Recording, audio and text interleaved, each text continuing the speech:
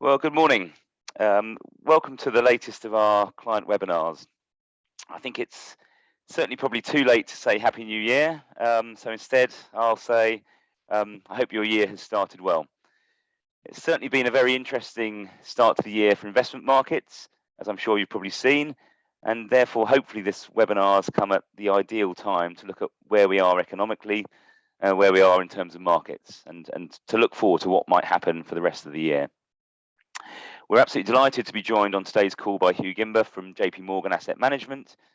Hugh's a Vice President and Global Market Strategist in their London strategy team.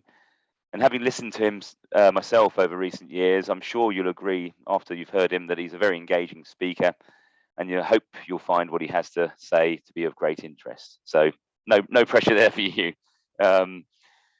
For this webinar, we're doing things slightly differently. We've asked clients to submit a few questions in advance of the presentation, and thanks for those that have done so. We've done that so we could try and tailor the content to be topical and relevant for our clients here at SG Wealth Management. Doesn't mean to say that you can't ask questions as we go. To do so, please use the Q&A function in Zoom, and we'll either then take the questions as we go or at the end of the session.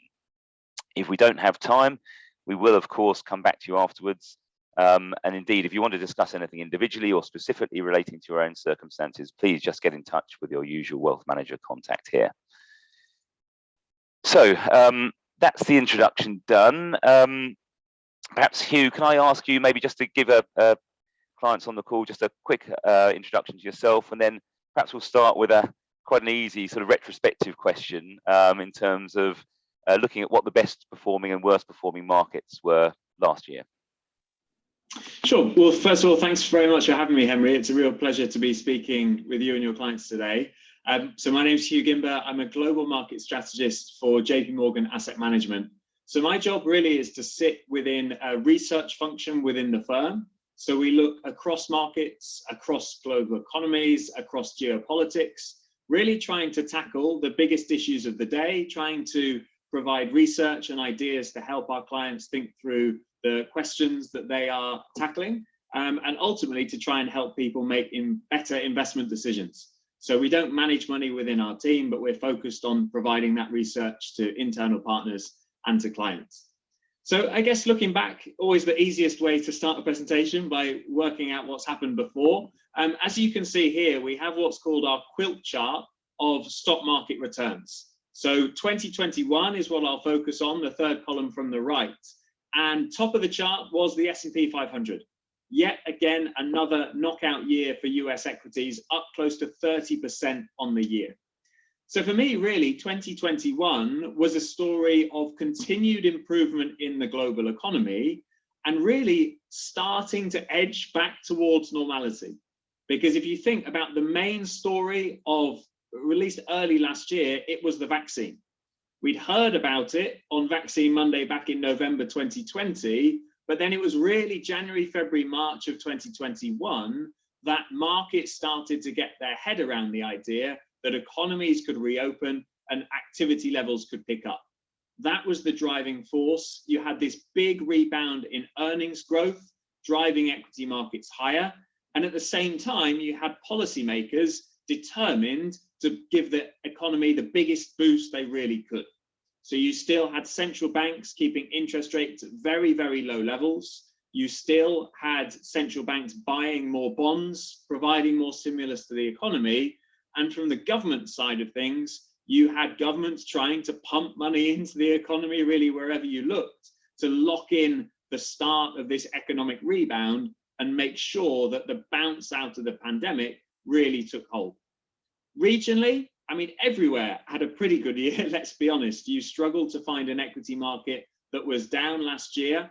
Across developed markets, you saw pretty strong performance. Part of it was a sector story. So places like the US that had the bigger weights to things like the technology sector outperformed given the strength of performance from technology stocks in 2021. The one exception really was Asia, where China dragged on equity market returns. I know, Henry, we're going to spend a bit of time on that later on.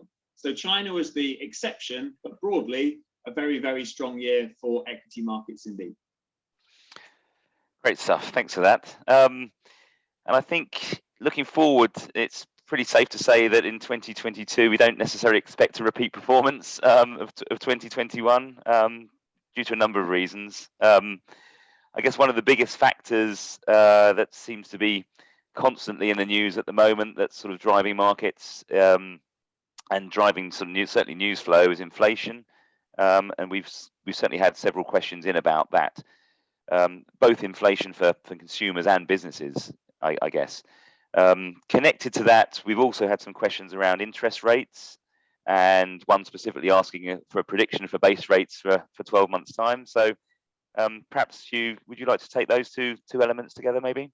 Yeah, of course. So let me walk through this in a bit of detail then. So we know inflation is running at record levels, be it in the UK, be it in the US. You can see this chart here, plotting headline and core rates of inflation for the UK, and some pretty stark numbers. It was really notable to me, I think it was last week when we got the inflation data. If you have BBC News on your phone, everyone that had BBC News on their phone woke up to a notification saying the cost of living is rising at the fastest rate in 30 or 40 years. So clearly not great for consumer confidence when this is so front and center. But I think when you're looking at this through the lens of the central banks and through, say, the Bank of England and Andrew Bailey, what matters is not only the level of inflation, but what's driving inflation. Because we know from the past year or so that this economy is just really, really strange. You were comparing last year an open economy to what was frankly a closed economy in 2020. So no wonder when you do that year-over-year calculation, you get some quite strange quirks in the data. So things like hotel prices and airfare prices, probably the cleanest example of that.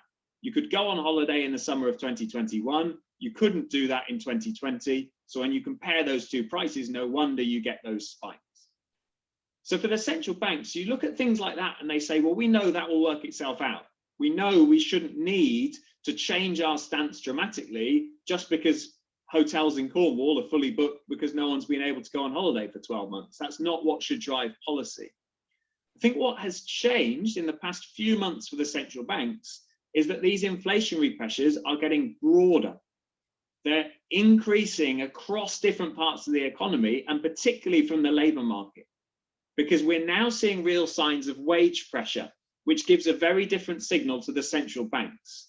If you go forward one more slide, please. Thanks, Henry. So shortages in the labour market are now really, really clear to see. What I'm showing here on this chart is the level of job vacancies across different economies at record levels, whether it's the US in grey, the UK in blue, or Germany in purple. We're just seeing that the supply of labour is struggling to keep up with all of the demand for hiring that we have in this reopening economy. So what's the answer for businesses? The answer is I have to pay higher wages to try and get my hands on the workers that I need.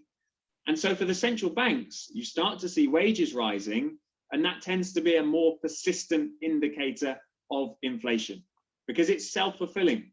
Wages go up, people spend a little bit more, and therefore for businesses, their profits go up.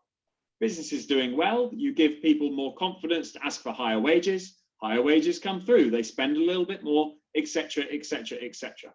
So this is what the central banks are now reacting to, not only the level of inflation, but actually the drivers of inflation, and some signs now that inflationary pressures are becoming more persistent than just those Cornish hotels that I mentioned last summer. So finally for me on this, what does this mean for interest rates? Well, it means now that the central banks are saying we feel like we need to react. So we had the first interest rate increase from the Bank of England in December. They moved interest rates from 0.1% to 0.25%. And we now think, and the market now thinks, that further interest rate rises are to come. So what this chart is doing is plotting the market's way of pricing where it thinks interest rates is going over the next 1, 2, 3, 4 years. So every dot on this chart is 1 year further out, and you can see the UK in blue. So the market now thinks from the level of 0.25% today, we'll be looking at another 4 interest rate hikes from the Bank of England this year, taking interest rates to 1.25% by the end of this year. Now, it's important to say no one really knows exactly how the Bank of England are going to react, because no one really knows exactly what's going to happen in the inflation data. But we think there's enough pressure in the labour market from rising wages to force the Bank of England to hike at least several times this year. So I think those 4 interest rate increases are a decent base case for what we'd expect to see in 2022. Good. We have actually just had a question come in just to expand on the point around inflation. Obviously, in the UK, forthcoming national insurance hikes and obviously energy price caps coming off, really putting the squeeze on consumers, and with the labour shortages as well. How is that actually going to be a significant drag for UK growth, and therefore are the growth forecasts realistic at the moment? Yeah, it's a really fair question. I think there is a bit of a squeeze coming on the consumer. And I mean, I made a bit of a joke about that BBC News flash, but I also mean it seriously. If you start to push this narrative that consumers are under pressure, there is a risk that that slows growth because people will pull back their spending. Now, a couple of things on the energy price hike. I think we're going to have to watch very carefully exactly what the government does here, because I think they know about this. I think they know that they would like to try and insulate particularly lower income parts of the population from this upcoming energy squeeze. So we need to wait to see exactly how they implement this. But their hands are tied in a way by all of this pressure coming from the move to net zero. They know that they need to incentivize change. And one of the simplest ways to do that is to put prices up. It's a blunt instrument on the UK consumer, but I think they're going to be reluctant to just say, well, we'll cancel those energy price rises, because that would go against another of their main priorities. So it's a really tricky one. I do think the UK consumer is one to watch. What gives us some comfort is the amount of pent-up savings that have been built up over the past couple of years to try and cushion this blow. So we think it's around 10 to 12% of GDP that's been added on top of what would normally be saved in the past 2 years, just because of all of the restrictions on people's ability to get out and spend, which I think gives us some comfort that consumers should be able to withstand higher energy prices come April. Good. I think we have got another slide actually about just resilience against interest rates as well. So it might just be worth just talking about that, because that's, I guess, UK and particularly, I guess, in the US as well. That sort of was a major factor in the last financial crisis. Maybe a bit less so now. Exactly. This is another angle to that potential resilience of the consumer, because this is looking at the UK mortgage market, where we've seen a big change over recent years between the proportion of people on floating rate mortgages versus fixed rate. So these bars are looking at the total mortgage stock effectively, and the grey chunks are the proportion of UK consumers on floating rates. The green and the blue and the purple are different tenors of fixed rate mortgages.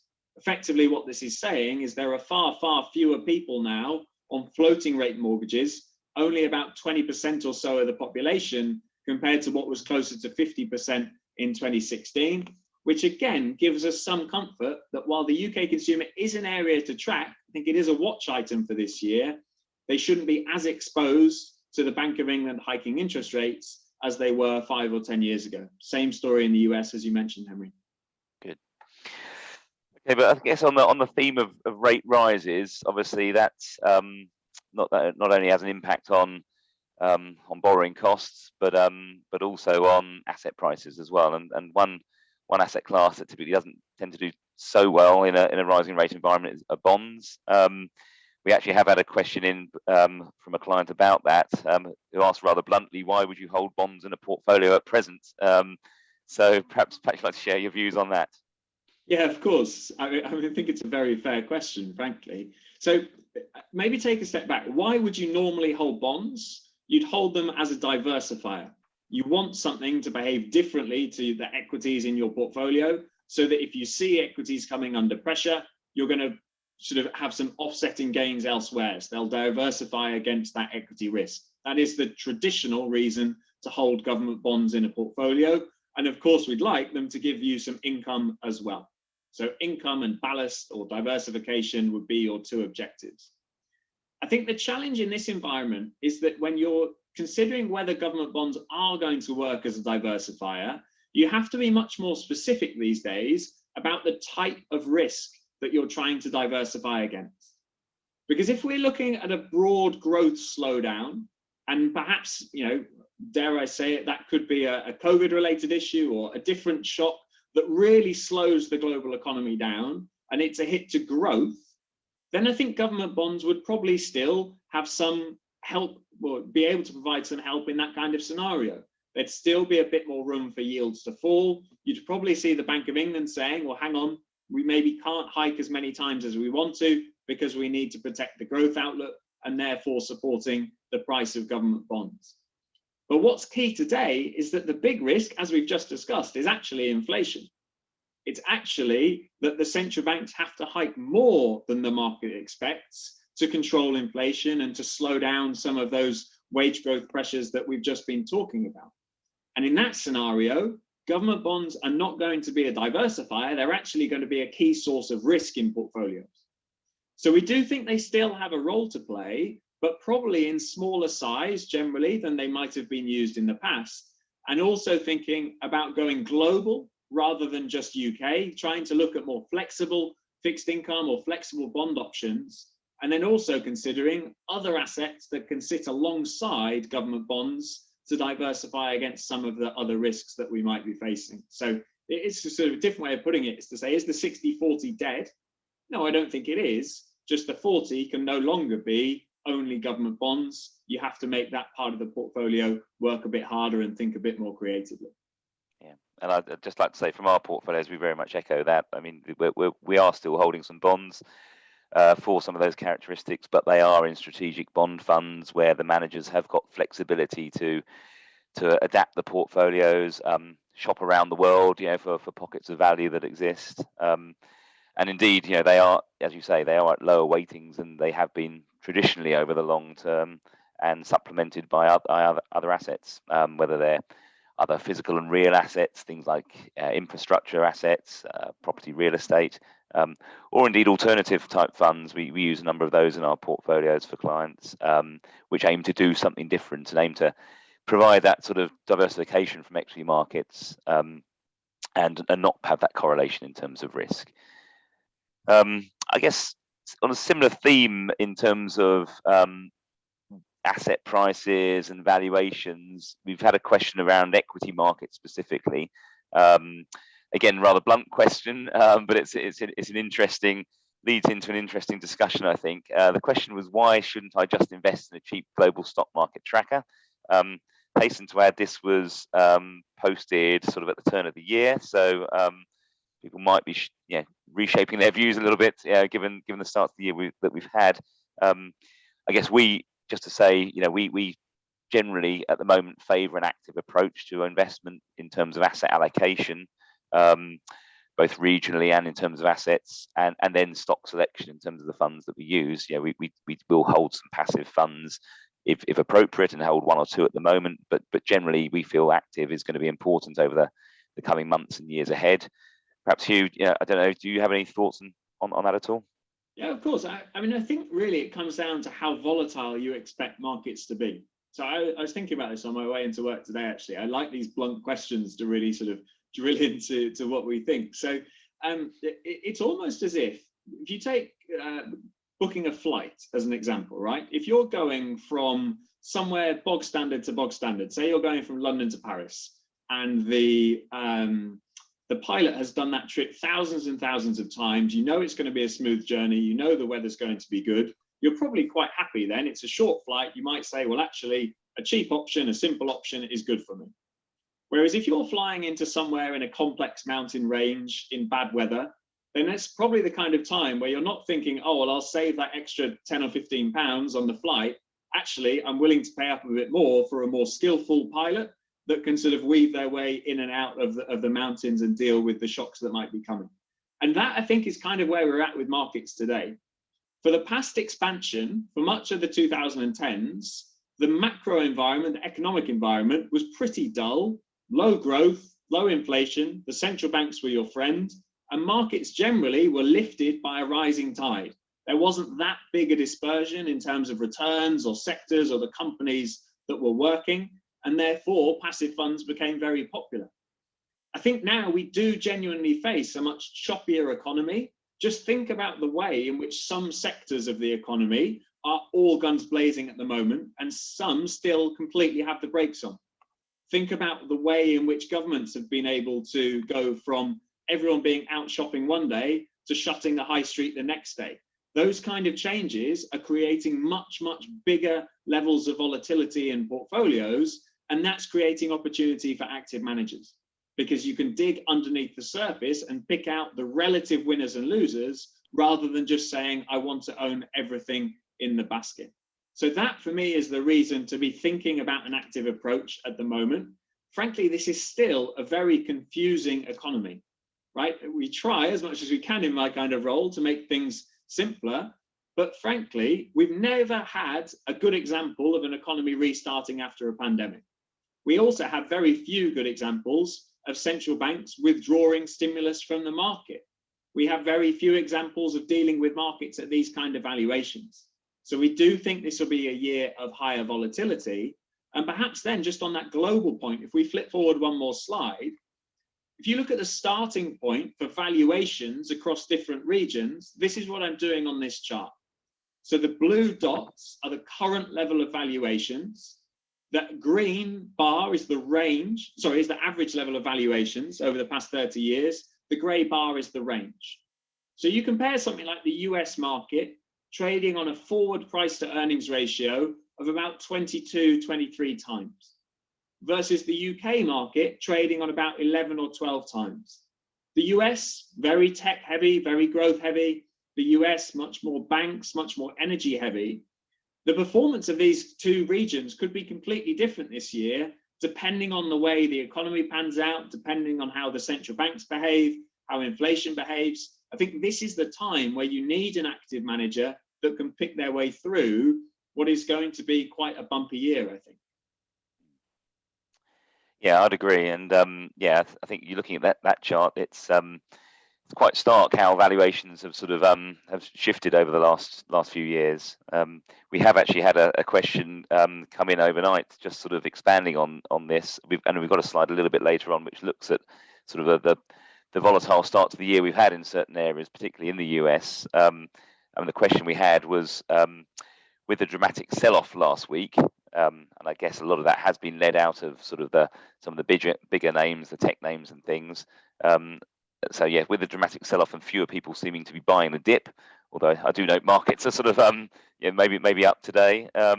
Do you think that the US stocks are in a super bubble? I know some commentators have suggested with further falls to come and potentially sort of aiming towards a sort of a bear market, or do we think actually this is just sort of normal sort of volatility and maybe a little bit of rebalancing?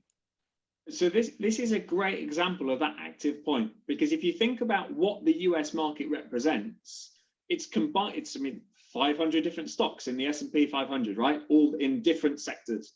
About 30% of the US market is in technology, where you see some of the most elevated valuations and where you've seen some of the most aggressive selling pressure so far this year, given the sensitivity of technology stocks in particular to the potential for higher interest rates. So do I think US markets are in a super bubble, to the question? No, I don't, at a broad level. I think there are pockets in the market where valuations are very expensive. I think there are other parts of the market. So take US banks, if I'm allowed to call that out, despite working for a US bank. That's a sector that's not expensive relative to history and is actually going to fare a lot better in a rising rate environment. Banks generally become more profitable as interest rates go up. So I think it's a great example of why perhaps today, if you are adding to the US market, maybe you don't want to buy everything there, given that that's naturally going to give you a really big slug of technology and growth where those valuations are really high, but you can still find opportunities underneath the surface of the index in some of the sectors that still have more room for catch up and are perhaps better suited to the kind of economic environment that we expect. Yeah, good. And this isn't a fund or product push, but yeah, for clients interested to know, one of our holdings in the US space is actually funny enough, the JPM US Equity Income Fund, which I know focuses on a lot of those sort of more value orientated sort of opportunities, and again does so from an active position. So yeah, we'd certainly sort of think that we're trying to sort of understand what the market dynamics are telling us, what valuations are telling us, and then trying to find the funds that can exploit those for our clients. Good returns.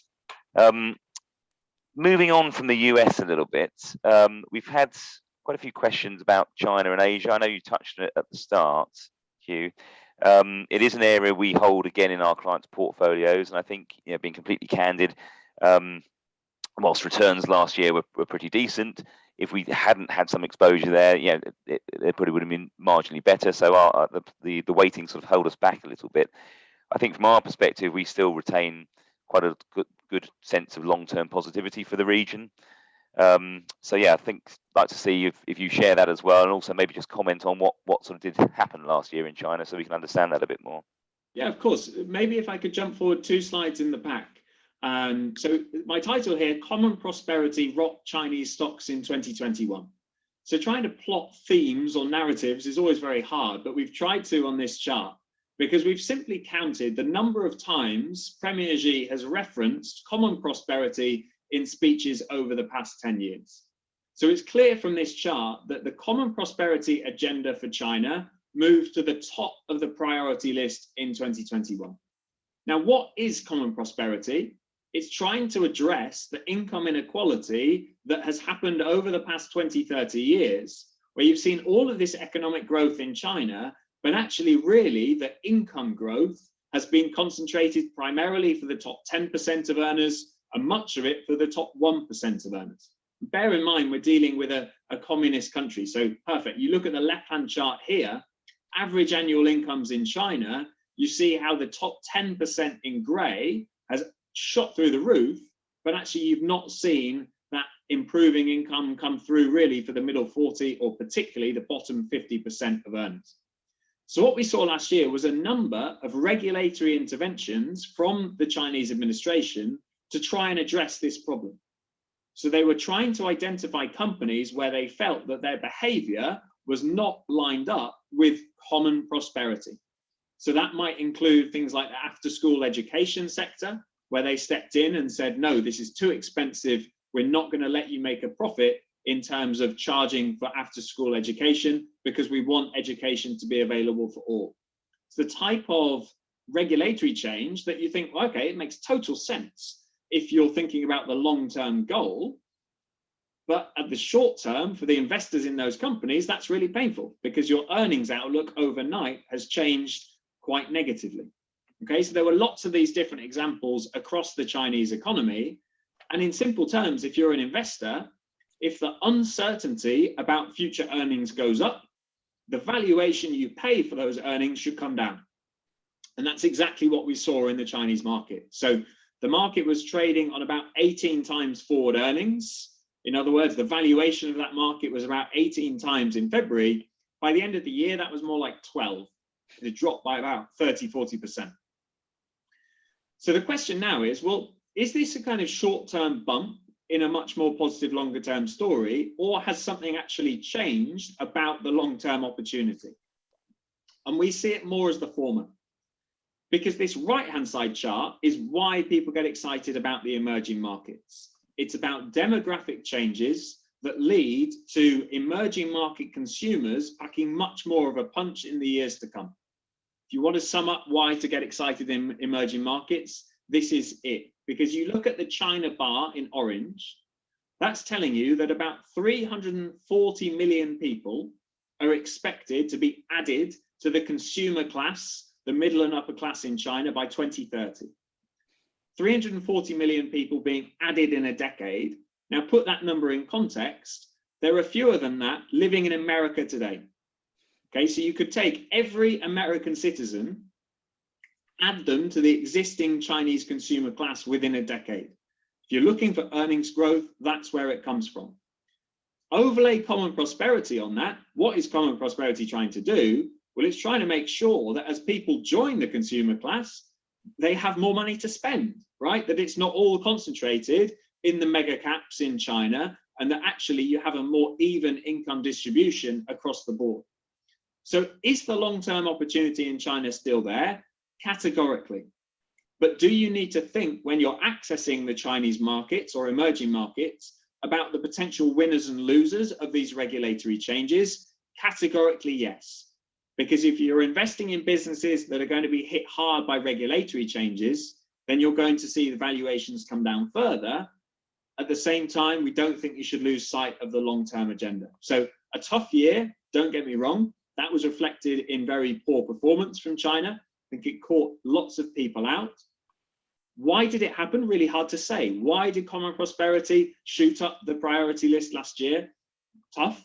You know, these things can be quite unpredictable, but the long-term opportunity remains in play. I think you just have to be patient. As my boss always puts it, emerging markets, they don't go up 10% a year. They go up 40, down 30, up 50, down 20. It's, you know, they bump around far, far more. This is part and parcel of investing in EM. For sure. But to your earlier point, you know, actually, whilst the long-term potential is there, actually shorter term as well, there's maybe becoming a bit of a valuation opportunity as well, because earnings growth is still expected to be quite robust, you know, for the next few years as well as the longer term. Precisely. Markets tend to overreact. As a simple rule, yes. You know, when selling pressure comes through, things tend to overreact. And just one other point I'll make very briefly, if you think about policy, what I was talking about earlier was developed markets tightening this year. We think Chinese policymakers will be easing, will be supporting the economy when developed markets will be trying to slow the economy. Last year, you had the opposite. You had developed markets easing when China was tightening. So that policy support is going to be there for 2022 when it wasn't in 2021. The flip side for the developed markets. Good, thank you for that.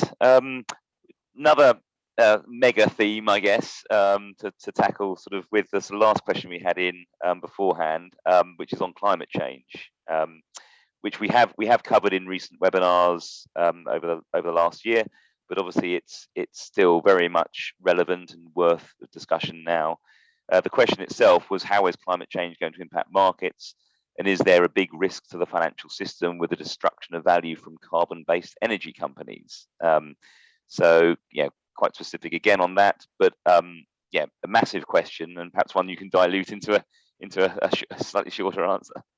Yeah, of course. So, I mean, this is a huge topic, but let me pick out a couple of things that we're looking at. Number one, the changes required to the global economy to try and get to net zero by 2050 are absolutely enormous. So just to try and put this into one chart, the left-hand side here, this is looking at the composition of the energy mix in the world at the moment. So you still see big contributions from oil, coal, natural gas in gray, blue, and purple, about 80–90% of the current energy mix, whereas renewables are currently about 5%. Estimates suggest if we're to get to net zero by 2050, renewables have to go from more like 5% to more like 60%. And you see things like coal going from 20–30% close to zero in 30 years. So the changes required are absolutely enormous. Now, we think governments are going to go about this using both carrots and sticks. Okay, so the carrots are incentives for companies to change, and they're incentives for people to invest. So you look at the right-hand side, this is an estimate of the amount of money that needs to be invested in clean energy sources and making energy use more efficient. It has to go through the roof over the coming years if any of these changes are going to be possible.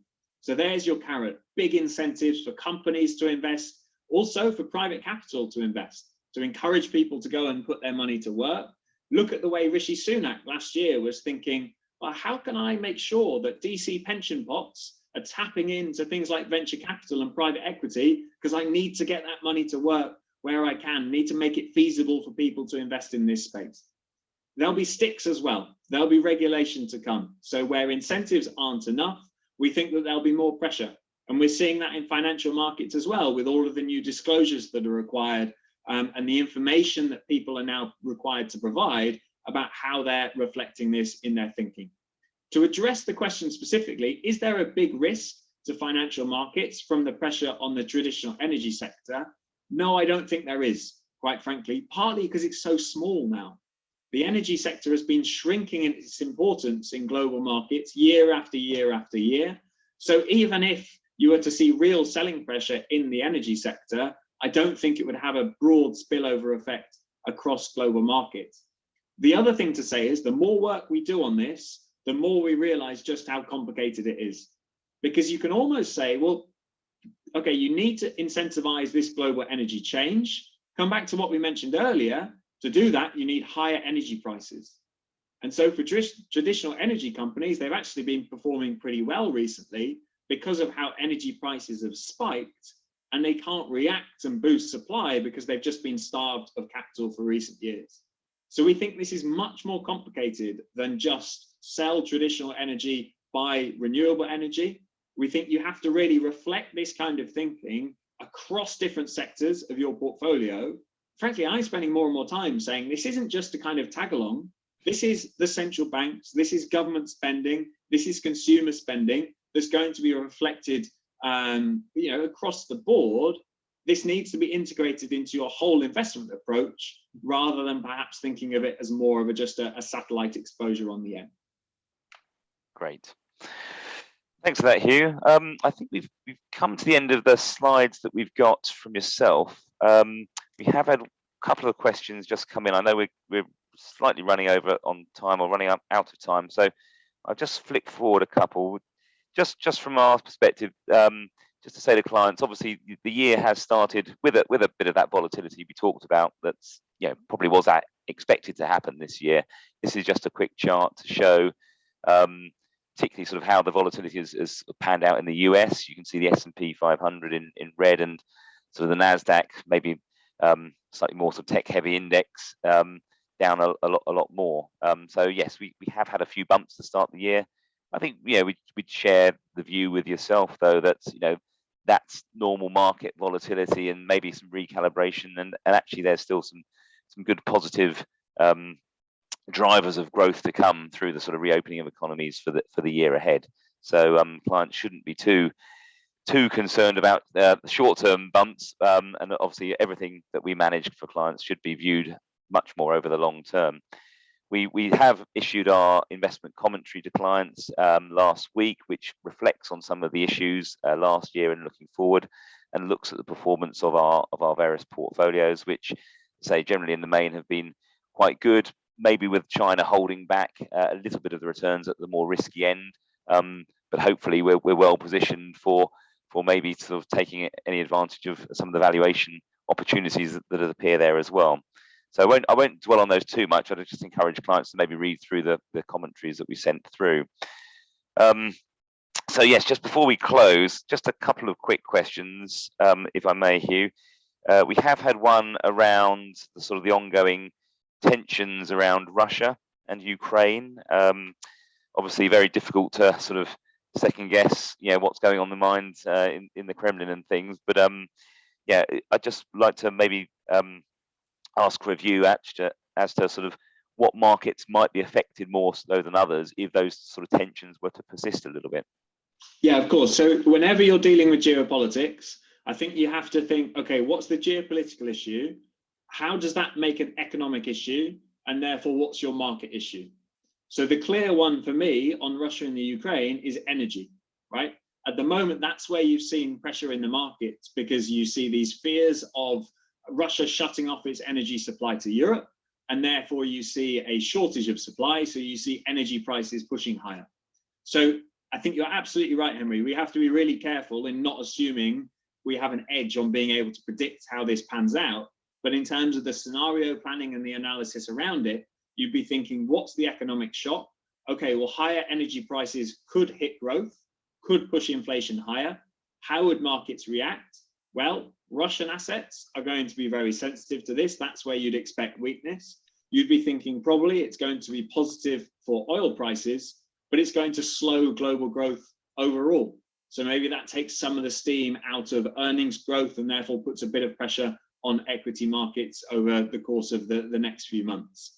But these are always risks, right? It's very hard to look back on a 5-10 year chart and pick out different geopolitical risks in equity markets and say, that was the point where this issue went wrong. I think at the moment, People are worried about the central banks, they're worried about the economy, therefore they're happy to worry about something else, and Russia and the Ukraine is exactly that issue.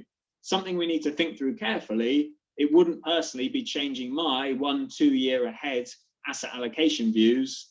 I acknowledge it's a risk to growth in the short term. Yeah, thank you. Then finally, we have a question which always comes up. We've obviously got some interested clients and investors on cryptocurrency, and I guess that's again very topical, given that we've had some exacerbated sort of volatility in that space as well. I think we've answered this before for our clients to say, from our perspective, an asset like that, without really much to necessarily underpin it, and that can be as volatile as it has been in recent years, is frankly uninvestable for us. Do you have any opposing views to that at all, or any thoughts? No opposing views, frankly. I would not put cryptocurrency in an investment bucket. I would put it in a speculation bucket. So for people who say, I've got a few quid to spare and I fancy a gamble, good luck, but it does not fit within an investment framework. I don't see how you value it. I don't understand how it reacts to different conditions in the economy. I don't see it fitting into a traditional investment framework. And the one thing I want to really highlight is I do not think it is a diversifier. Because I mentioned before, diversifying assets, you hope they're going to behave differently to risk assets when risk assets come under pressure. But just look how cryptocurrency has performed so far this year when equities have come under pressure. So perhaps it behaves randomly, but it doesn't behave with the kind of diversifying characteristics that I would be looking for to fit it into a traditional investment bucket. Good, yeah, absolutely agree. Good, well, I think that's probably brought our time with you to an end. I'm afraid, Hugh. It's very enjoyable, and thanks for sparing your time and sharing your thoughts with us. I would say to clients on the call that we will be asking you for some feedback, so please can you complete the surveys that will come out following this call. And indeed, if there are any more questions you want us to address straight away, or indeed in future calls, just feed them back to your usual sort of wealth manager contact, and we'll be very happy to sort of answer them. So yes, so thanks again. Thanks to everyone who has come on the call and for sparing your time as well. I hope you found it enjoyable. Hope you enjoy the rest of your day. And yeah, we look forward to seeing you again soon. Many thanks. Thanks, Amy.